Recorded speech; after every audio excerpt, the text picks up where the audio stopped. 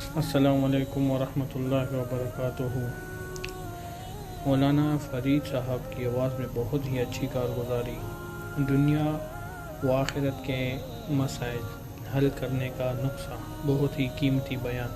تمام دوستوں سے التماس ہے کہ بیان کو دیکھیں، ہمارے چینل کو سبسکرائب کریں۔ جزاک اللہ۔ اللہ وعدہ کر رہا ہے برکت کا، عزت کا، دنیا اور آخرت کی کامیابی کا۔ یہاں وعدہ ہے کہ اللہ زندگی میں برکت دے دے گا، روزی میں برکت دے دے گا، زندگی بنا دے گا، وعدہ ہے اس کا۔ لیکن اس وعدے پر یقین کی کمی کی وجہ سے انسان اس طرف زیادہ محنت اور کوشش نہیں کرتا۔ جتنی محنت اور کوشش آدمی اپنی دنیا بنانے کے خاطر کر رہا ہے، اگر اس میں سے 10% محنت کر لے، 100% نہیں، 50% نہیں، 10% محنت کر کے اللہ کو راضی کرنے کی کوشش کر لے تو اللہ پاک دنیا اور آخرت دونوں جہان کے مسئلے حل کر دے۔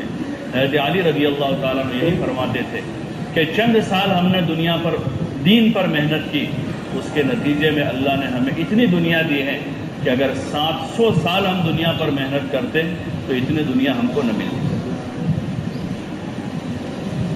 700 سال ہم محنت کرتے تو اتنا نہ ملتا جتنا چند سال کی دین پر محنت کر کے اللہ نے ہمیں دنیا دی ہے۔ یہ اللہ کا وعدہ ہے کہ آدمی دین پر کوشش کرے، اپنا دین بناوے، اپنا ایمان بناوے، اپنی نماز بناوے، اپنے اندر تقوی پیدا کرے، تحمل اور صبر پیدا کرے۔ صبر ایک ایسی چیز ہے جو سارے مسئلوں کا حل ہے۔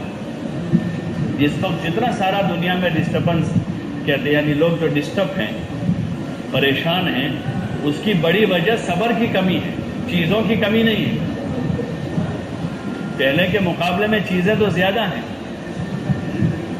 پہلے کے مقابلے میں چیزیں زیادہ ہیں، کھانا زیادہ ہیں، پیسہ زیادہ ہیں، سواریاں اچھی ہیں، کپڑے اچھے ہیں، مکانات اچھے ہیں، سہولتیں زیادہ ہیں، پھر بھی کیوں پریشانی ہے کہ صبر کم پڑ گئی ہے، صبر کم ہے۔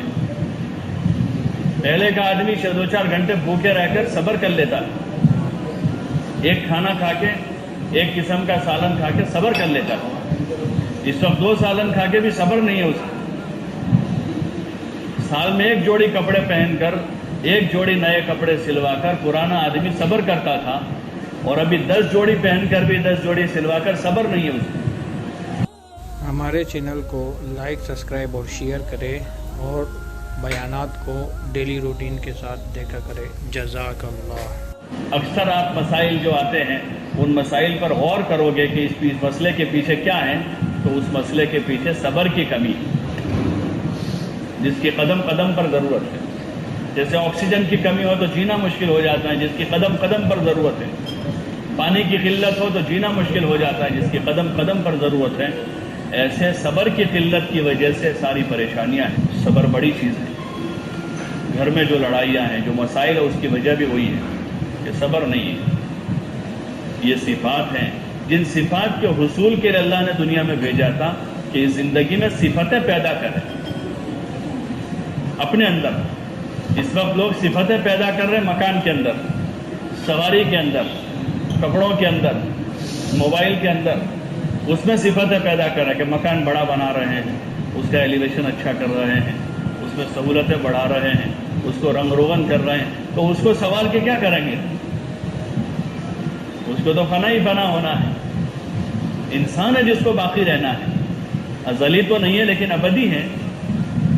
انسان ہے جس کو باقی رہنا ہے ہمیشہ، تو اس میں خوبیاں پیدا کی جاوے۔ جس کو فنائی ہونا ہے اس میں خوبیاں پیدا کر کے کیا کریں گے؟ مکان کو سوار کے آدمی کیا کرے گا؟ اپنی ذات کو سوارے، اور اپنے آپ کو سوارے اخلاق سے، ایمان سے، صبر سے، تقوی سے، تحمل سے، تعلق مع اللہ سے، اتباع سنت کے جذبے سے، لوگوں کے ساتھ ہمدردی، خیرخواہی اور نرمی سے۔ یہ اقلیت کے تقاضے ہیں۔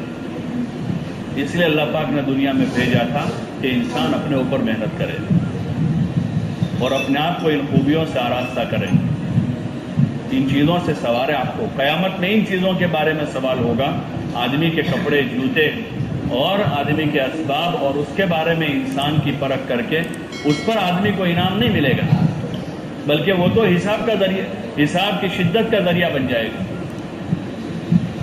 یہ چیزیں آدمی کو انعام کا ذریعہ نہیں، انعام کا ذریعہ آدمی کا ایمان ہے، انعام کا ذریعہ نماز بنے گی کہ نماز پر انعام ملے گا، انعام کا ذریعہ انسان کی سچائی، امانتداری، دیانتداری، تقوی، صبر، شکر، یہ صفتیں ہوگی جن صفتوں پر انسان کو نوازا جائے گا۔ یہ میرا صبر والا بندہ ہے، یہ شکر والا بندہ ہے، یہ تقوی والا بندہ ہے، یہ نماز والا بندہ ہے، یہ قرآن والا بندہ ہے، یہ انسانیت کی خیرخواہی والا بندہ ہے۔